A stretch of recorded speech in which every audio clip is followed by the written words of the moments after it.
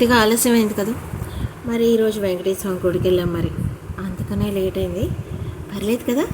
Okay, నేనండి తామరాకులో భోజనం వడ్డించి వంటింటి కబుర్లు చెప్పడానికి వచ్చిన అమ్మాయిని. సో వెంకటేశ్వర స్వామికి ఈవినింగ్ అయిపోయింది కాబట్టి మనం ఎప్పుడు ఏం చేద్దామంటే, స్వామివారికి నిద్రపోయే ముందు ప్రశాంతంగా దేవుని తలుచుకుంటూ నిద్రపోతే చాలా బాగుంటుంది.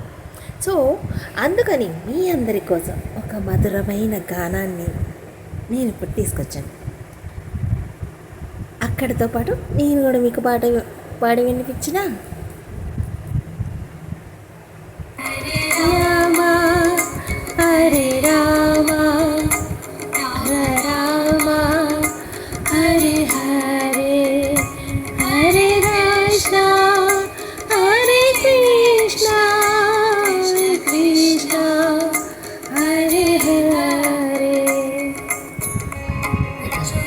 కేశవం నారాయణం కృష్ణ దామోదరం జానకీవం భజే శ్రీధరం మాధవం గోపికా వల్లభం జానకీ నాయకం రామచంద్రం భజే.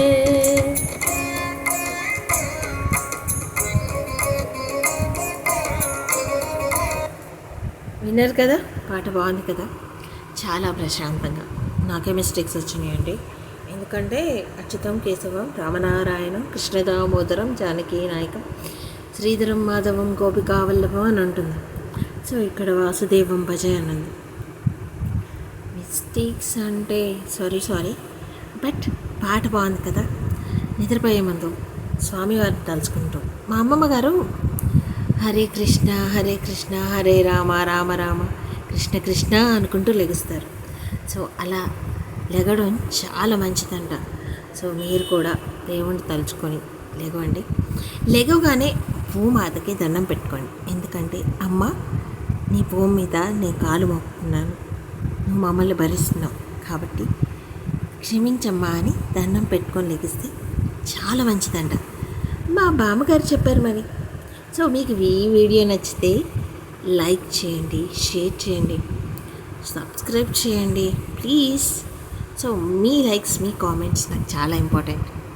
రేపు పొద్దున మీకు ఒక వెరైటీ టీ పరిచయం చేస్తా మరి. ఓకేనా? బాయ్ బాయ్ మరి. గుడ్ నైట్ అండి అందరికీ. మర్చిపోకండి, పాట వినండి.